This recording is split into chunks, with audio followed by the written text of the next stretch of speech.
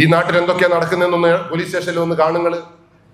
നമ്മളൊന്നും പ്രതീക്ഷിക്കാത്തതിനപ്പുറത്തേക്ക് ഭീകരമായ ദൃശ്യങ്ങൾ, ഭീകരമായ കഥകൾ ഈ നാട്ടിൽ നടക്കുന്നുണ്ട്.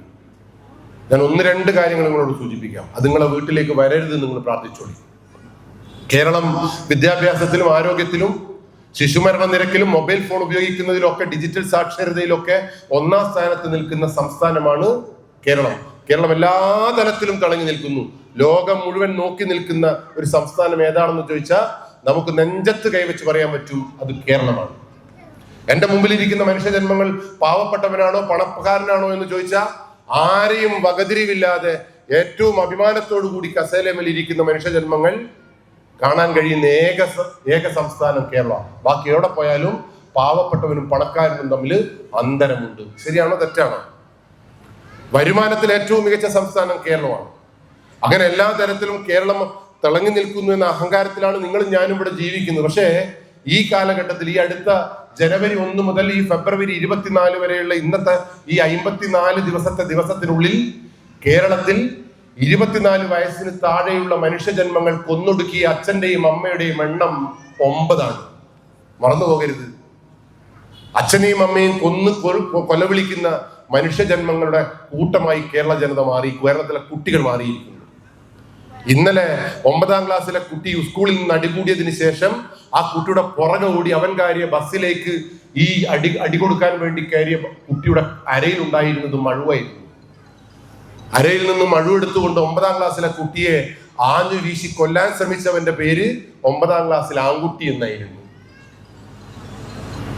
കോട്ടയം മെഡിക്കൽ കോളേജിൽ നഴ്സിംഗ് വിഭാഗം പഠിപ്പിക്കുന്ന മാലാഖമാർ എന്നാ പറയുന്ന നേഴ്സുമാർ പറയുന്നത് അല്ലെ, ആ നഴ്സിംഗ് പഠിക്കുന്ന വിദ്യാർത്ഥി 21 വയസ്സുള്ള സീനിയറായ കുട്ടി ആ സ്കൂളിലേക്ക് വന്ന 19 വയസ്സുകാരനായ ചെക്കനെ അവന്റെ ബർത്ത്ഡേ ആയതിൽ ആ കുട്ടികൾക്ക് കള്ളു വാങ്ങിച്ചു കൊടുക്കാത്തതിൽ പ്രതിഷേധിച്ച് മറന്നുപോണ്ട. കോട്ടയം മെഡിക്കൽ കോളേജിൽ 21 വയസ്സുള്ള സീനിയറിന് ഈ ചെക്കൻ ജന്മദിനത്തിൽ കള്ളു വാങ്ങിച്ചു കൊടുക്കാത്തതിൽ പ്രതിഷേധിച്ച് അവന്റെ കയ്യിലും കാലിലും കോമ്പസ് കൊണ്ട് 1 2 3 4 5 എന്ന് എഴുതി ആഞ്ഞാഞ്ഞു കുത്തിയവന്റെ പേര് മലയാളി കുട്ടി എന്നാണ്. അങ്ങനെ ചോര പൊടിയുന്ന മുറിവിൽ ആഫ്റ്റർ ഷേവ് ഒഴിച്ചു കൊടുത്തോണ്ട് പറഞ്ഞു, ഇനിയും നിനക്ക് പുകയുന്നുണ്ട് എങ്കിൽ ഇനി വേണമെങ്കിൽ വായു പൊട്ടി പിടിച്ചോ. ആ വായിലേക്ക് ഈ ആഫ്റ്റർ ഷേവ് ഒഴിച്ചു കൊടുത്തതും കേരളത്തിലെ കുട്ടികൾ തന്നെയാണ്. അതിൽ നമ്മൾ രാഷ്ട്രീയമൊന്നും കണക്കാക്കേണ്ടത്. നിങ്ങളുടെ മക്കളും എൻ്റെ മക്കളൊക്കെ അതിലുണ്ട്. അവന്റെ പൊക്കിൽ കുഴിയിൽ കോമ്പസ് വെച്ചുകൊണ്ട് ചിത്രം വരയ്ക്കുകയാണ്, വട്ടം വരയ്ക്കുകയാണ് ഈ 21 വയസ്സുകാരൻ. കേരളത്തിലെ നന്മയുള്ള മനുഷ്യ സമൂഹത്തിന് കാണാൻ കഴിയാത്ത രീതിയിൽ ഈ പൈശാചികമായി, അതും മാലാഖമാർ ഇങ്ങനെ ചെയ്തിട്ടുണ്ട് എങ്കിൽ അതിന്റെ അപ്പുറത്തെ കോളേജിൽ നിങ്ങളെയും എന്റെയും മക്കൾ പഠിക്കുന്നുണ്ട്. അതും പോട്ടെ, നമ്മളെ തൊട്ടപ്പുറത്ത് എവിടെയ സ്ഥലം എന്നൊന്നും ഞാൻ പറയുന്നില്ല. 10ാം ക്ലാസ്സിലെ കുട്ടിയെ 9ാം ക്ലാസ്സിലെ കുട്ടിയെ 10ാം ക്ലാസ്സിലെ കുട്ടികൾ ചേർന്നിട്ട് സീനിയേഴ്സ് ജൂനിയേഴ്സിന്റെ വാട്സപ്പിൽ എന്തോ ഇട്ടതിൽ പ്രതിഷേധിച്ച് കാലത്ത് അച്ചൊടിച്ച് കാല് 4 കഷ്ണമായി മാറിയ ഒരു ചെക്കനുണ്ട് നമ്മളെ പുഴേന്റെ അപ്പുറത്ത്. ഉഗാണ്ടയിലൊന്നും പോകണ്ട ഇതൊന്നും കാണാൻ. ഇപ്പം മൃഗീയമായി അതിക്രൂരമായി സഹപ്രവർത്തകനെ അല്ലെങ്കിൽ സഹപാഠികളെ അടിക്കാനും കൊല്ലാനും മടി കാണിക്കാത്ത ഒരു സമൂഹം ഈ നാട്ടിൽ വളർന്നു വരുന്നുണ്ടെന്ന് മറന്നു പോകരുത്. നിങ്ങളത് കാണാത്തത് കൊണ്ടാണ്. താമരശ്ശേരിയിൽ സുബൈദ എന്ന് പറയുന്ന ഒരു ഉമ്മയുണ്ട്, കേട്ടിരുന്നു നിങ്ങൾ? ആ സുബൈദ എന്ന് പറയുന്ന ഉമ്മ ആ കുട്ടിക്ക് 17ാമത്തെ വയസ്സിൽ ലഹരിക്ക് അടിമപ്പെട്ടു എന്ന് മനസ്സിലാക്കിയ ഉമ്മയാണ്. എല്ലാ വിഷയത്തിലും A+ കിട്ടിയ ആ നാട്ടിലെ ഏറ്റവും മികച്ച കുട്ടിയായിരുന്ന ചെക്കൻ. ആ ചെക്കൻ 17ാമത്തെ വയസ്സിലാണ് ആ അമ്മക്ക് മനസ്സിലായത് ഈ ചെക്കൻ ലഹരിക്ക് അടിമപ്പെട്ടു എന്ന്. അങ്ങനെ ആ ചെക്കനെ ചികിത്സിക്കാൻ വേണ്ടി, ഒരു മോശം ചികിത്സയൊന്നും കിട്ടരുത് എന്ന് കരുതി ബാംഗ്ലൂരിലുള്ള ഏറ്റവും മികച്ച ഹോസ്പിറ്റലിൽ കഴിഞ്ഞ 5 കൊല്ലമായി ചികിത്സിക്കുന്നു. സമ്പാദ്യങ്ങൾ മുഴുവൻ തീർന്നപ്പോ, അവൻ ഏകദേശം സൂക്കോടൊക്കെ മാറി എന്നായപ്പോ ആ അമ്മ 23 വയസ്സുകാരനെ നാട്ടിലേക്ക് താമരശ്ശേരിയിലേക്ക് കൂട്ടിക്കൊണ്ടുവന്നതും ഈ കുട്ടി വീട്ടിലിരുന്നില്ല. അവൻ കൂടുതൽ കുതറി മാറി അടുത്ത വീട്ടിൽ അടുക്കളയിലേക്ക് പോയി തേങ്ങ പൊതിക്കാൻ വെച്ച കൊടുവാൾ എടുത്തുകൊണ്ടുവന്ന് ഈ തന്റെ സമ്പാദ്യം മുഴുവൻ ചികിത്സക്ക് വേണ്ടി ചെലവഴിപ്പിക്കപ്പെട്ട അല്ലെ ആ അമ്മയെ ആ കൊടുവാള് കൊണ്ട് ഞാഞ്ഞു വെട്ടി കൊന്നുകളഞ്ഞു. ആ അമ്മയുടെ കുടൽമാല പുറത്തിട്ടിട്ട് ആ ചെക്കൻ താണ്ഡവ നൃത്തമാടി എന്നാ പറയുന്നത്. എന്റെ ഏറ്റവും അടുത്ത സുഹൃത്ത് നമ്മളെ കുന്നുമക്കാരനായ ബിജു RC ആണ് അടുത്ത SI. ആ ബിജു സാർ പറഞ്ഞൊരു വർത്തമാനമുണ്ട്. ആ ചെക്കനോട് ചോദിച്ചു പോലും, നീ എന്തിനാണ് നിന്റെ അമ്മയെ കൊന്നത്? നോർമലി ഒരു ഹൃദയമുള്ള ഒരു മകനായിരുന്നുവെങ്കിൽ മകനെ അമ്മയെ കൊന്നിട്ടാണെങ്കിലും കൊന്നപ്പോഴെങ്കിലും ആ ചോര കാണുമ്പോൾ, ആ കുടൽമാല കാണുമ്പോൾ ഒരു സങ്കടം വരണമായിരുന്നു. ആ കുട്ടിയുടെ കണ്ണിൽ ഒരു ആർദ്രത ഉണ്ടാവണമായിരുന്നു. ആ കുട്ടിക്ക് ഒരു ആർദ്രത ഉണ്ടായില്ല. ആ കുട്ടി പോലീസിനോട് പറഞ്ഞത് എന്താ അറിയോ? എനിക്ക് ജന്മം തന്നതിൽ അല്ലെങ്കിൽ എനിക്ക് ജന്മം തന്നു എന്നുള്ളതിൽ പ്രതിഷേധിച്ചാണ് ഞാൻ ഈ അമ്മയെ കൊന്നു തള്ളിയത്. എനിക്ക് അമ്മക്ക് കൊടുക്കാൻ പറ്റിയ ഏറ്റവും നല്ല സമ്മാനം ഈ ചോരയാണ് പോലും.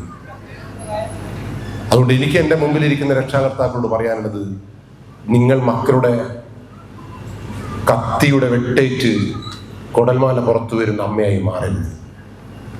കേരളത്തിൽ 1000-1 ആ സംഭവം എന്ന് നിങ്ങൾ പറഞ്ഞ് ലാഘവത്തോടു കൂടി നിങ്ങൾ തള്ളുന്നുണ്ടാവാം. ആ 1000-1 അങ്ങനെ തള്ളിയതെങ്കിൽ എൻ്റെ പ്രാർത്ഥന എന്താണെന്നറിയോള്, അങ്ങനെ 1000-1 എൻ്റെ മകൻ, എൻ്റെ 7ാം ക്ലാസ്സിലെ മകൾ ആകരുതേ എന്നാണ് എൻ്റെ പ്രാർത്ഥന. അങ്ങനെ 1000-1 എൻ്റെ ചെക്കൻ 4ാം ക്ലാസ്സിൽ പഠിക്കുന്ന ചെക്കൻ്റെ കൈകൊണ്ട് എനിക്ക് മരിക്കേണ്ടി വരരുതേ എന്നാണ് എൻ്റെ പ്രാർത്ഥന. എൻ്റെ വിഷമം കാണുമ്പോൾ എൻ്റെ കുട്ടിയുടെ കണ്ണ് നനയണമെന്നാണ് എൻ്റെ ആഗ്രഹം. അവൻ A+ വേണ്ട. എൻ്റെ സങ്കടത്തോടൊപ്പം സങ്കടപ്പെടാൻ, എൻ്റെ സന്തോഷത്തോടൊപ്പം സന്തോഷിക്കാൻ, എൻ്റെ കൈപിടിച്ച് ഈ നാട്ടിൻ്റെ മണ്ണിലൂടെ നടക്കുവാൻ, ക്ഷേത്രത്തിലെ ഉത്സവങ്ങൾക്ക് വരാൻ, പുസ്തകശാലകളിൽ പോകാൻ, ഓർക്കാട്ടേരി ചന്തയിൽ പോകാൻ, കല്യാണത്തിന് പോകാൻ എൻ്റെ കൈപിടിച്ച് എൻ്റെ കൂടെ നടക്കുന്ന 2 മക്കളെയാണ് എനിക്ക് ആവശ്യം. എനിക്ക് A+ ആവശ്യമില്ല. ഇനി രണ്ടാമത്തെ കഥ എന്താ അറിയോള്? ഈ കഥ പറയാൻ കൊള്ളുമെന്ന് എനിക്ക് ക്ഷേത്ര സന്നിധിയിൽ പറയാൻ കൊള്ളുമെന്ന് എനിക്കറിയില്ല. പക്ഷേ ഈ നാട്ടിലെ അമ്മമാരും അച്ഛന്മാരും ഈ കഥ അറിയണം. കഥ നടക്കുന്നത് വേറെ ഏതോ സ്ഥലത്താണ് കേട്ടോ, ഇവിടെ ഒന്നല്ല. 9ാം ക്ലാസ്സിലെ കുട്ടി, ഏറ്റവും മിടുമിടുക്കിയായ കുട്ടി, എൻട്രൻസ് എക്സാം എഴുതി 8ാം ക്ലാസ്സിൽ ചേർന്ന കുട്ടി. അപ്പൊ നിങ്ങൾക്ക് അറിയാലോ കുട്ടിയുടെ ക്വാളിറ്റി.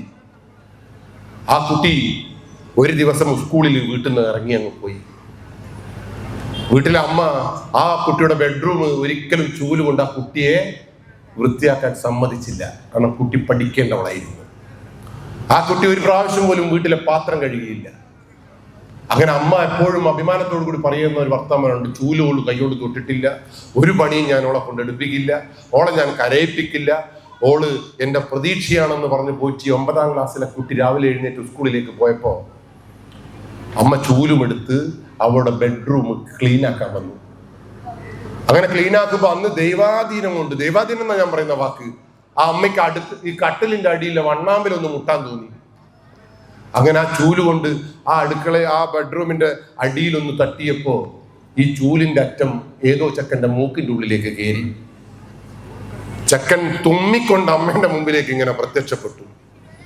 അമ്മ ഓടി പുറത്തു പോയി വാതിൽ പുറത്തു നിന്ന് കൊടുത്തിട്ട് പോലീസ് സ്റ്റേഷനിലേക്ക് വിളിച്ചു. എൻ്റെ വീട്ടിലെ കട്ടിന്റെ ഉള്ളിൽ കള്ളനുണ്ട് പോലീസെ. പോലീസ് പറന്നു വന്നു. പോലീസ് ആ കള്ളനെ പിടിച്ച് പുറത്തേക്ക് ഇറങ്ങിയപ്പോ പോലീസ് ചോദിച്ചു, മോനെ നിനക്ക് എത്ര വയസ്സാണ്? 14-കാരി പെൺകുട്ടിയുടെ ബെഡ്റൂമിൽ നിന്ന് കിട്ടിയ ചെക്കന്റെ പ്രായം 15. ചെക്കനോട് ചോദിച്ചു, നീ എങ്ങനെ എഴുത്തിപ്പെടറ ഈ റൂമില്? ആ ചെക്കൻ പറഞ്ഞ മറുപടി കേട്ട് ബോധം കെട്ട് വീണത് അച്ഛനും അമ്മയും പോലീസും എല്ലാം ബോധം കെട്ടുപോയി. ആ ചെക്കൻ പറയാൻ, കഴിഞ്ഞ 4 മാസമായി ഈ പെണ്ണ് എനിക്ക് വാതിൽ തുറന്നു തരുന്നു. ആ വീട്ടിൽ അച്ഛനുണ്ട്, അമ്മയുണ്ട്, അച്ചാച്ചനുണ്ട്, അമ്മമ്മയുണ്ട്, എല്ലാവരെയും വെട്ടിച്ചുകൊണ്ട് ഈ 9ാം ക്ലാസ്സിലെ കുട്ടി കഴിഞ്ഞ 4 മാസമായി ഈ 15 വയസ്സുകാരനെ ബെഡ്റൂമിലേക്ക് കൂട്ടിക്കൊണ്ടു വന്നിട്ടുണ്ട് എങ്കിൽ അവൾ എത്ര നല്ല കുട്ടിയായിരിക്കണം. ആ ചക്കനോട് ചോദിച്ചല്ല, നീ 4 മാസമായിട്ട് ഇങ്ങനെ കട്ടിന്റെ അടിയിൽ തന്നെ ഇരിക്കാനാണോ? അല്ലല്ലല്ല, ഞാൻ 5 മണിക്ക് എണീറ്റ് അങ്ങ് പോവും. ഇന്നെന്താ പറ്റിയതെന്ന് ചോദിച്ചപ്പോ ആ നാട്ടിലുള്ള അവന്റെ സീനിയറായ കുട്ടി ഒരു പൊടി കൊടുത്തു പോലും ചെക്കന്. നല്ലോണം ഉറക്കം ഒഴിയാൻ, നല്ലോണം എനർജി കിട്ടാൻ ഈ പൊടി നല്ലതാണെന്ന് ആ പൊട്ടൻ പറഞ്ഞു കൊടുത്തു. ഈ പൊട്ടൻ അതും കൊണ്ട് വന്നു. ഈ പെൺകുട്ടി അറിയാതെ ആ പെൺകുട്ടിക്കും ഇവനും ഈ സാധനം കൊടുത്തു. 2ആളും തിന്നു. മറന്ന് അർമാദിച്ചതിന് ശേഷം 2ആളും അറിയാണ്ട് ഉറങ്ങിപ്പോയി പോലും.